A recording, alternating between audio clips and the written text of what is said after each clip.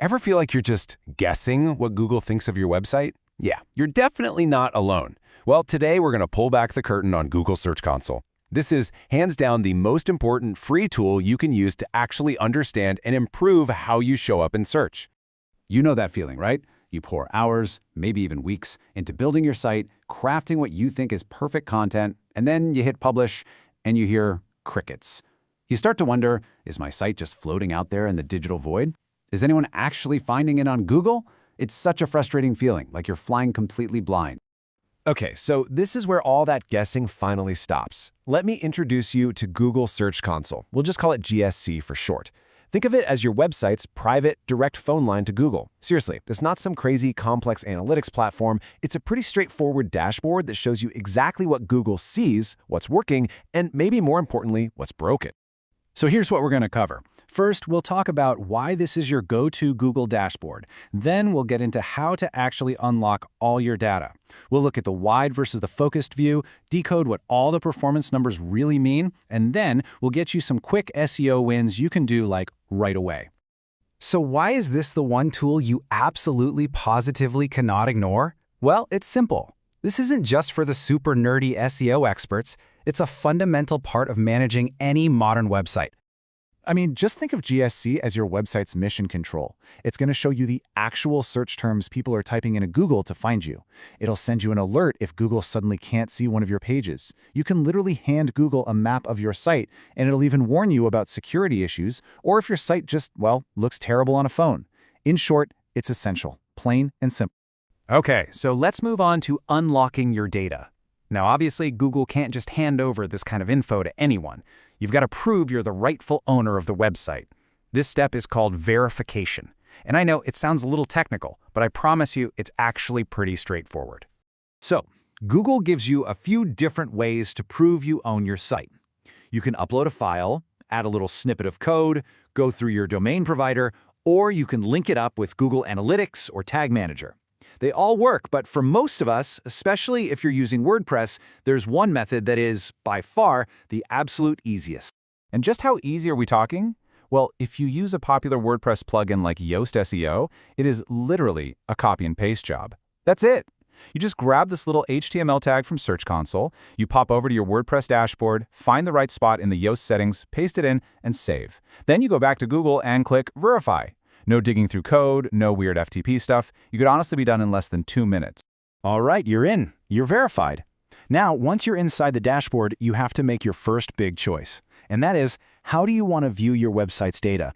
It all comes down to something called a domain property versus a URL prefix property. The easiest way to get this is to think of it like a camera lens. The domain property, that's your wide-angle lens.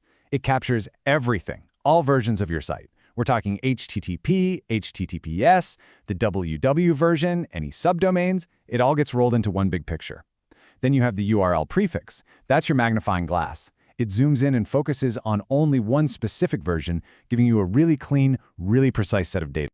So what's the bottom line here? It's pretty simple, actually. Use that wide-angle domain property for a big picture checkup every once in a while. To see if some old, weird version of your site is still getting traffic.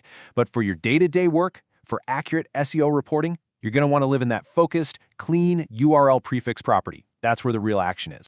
All right, let's get to the really good stuff, the performance report. This is the absolute heart and soul of Search Console. This is where you see exactly how real people are finding and interacting with your site on Google.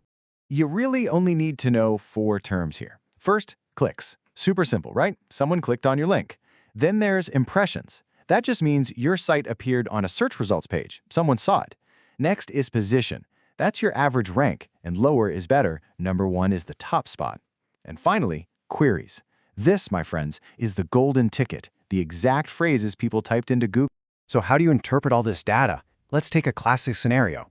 Your impressions are climbing, but your clicks are flat. What does that mean? Well, it often means your ranking is improving. You've moved from page 2 to the bottom of page 1. People are seeing you more, but your page title just isn't compelling enough to earn that click. It's a huge signal that it's time to rewrite it with a stronger benefit or a more intriguing hook. Okay, how about this one? Your clicks and impressions are both down, but your average position hasn't changed. Now, your first instinct might be to panic. Don't. This isn't necessarily a cause for alarm. It could simply be seasonality. If you run a gardening blog, you'd expect fewer searches for how to plant tomatoes in December. The overall demand has dropped, not necessarily your performance. Okay, data is great, but action is so much better.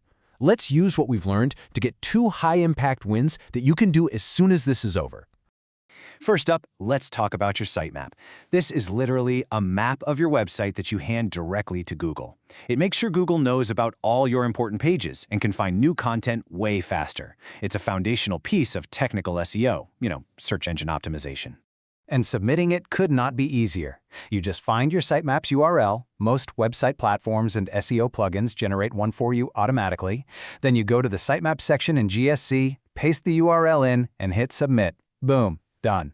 You've just made Google's job infinitely easier. Next up, for our second win, we're going to go treasure hunting. Let's find some hidden opportunities.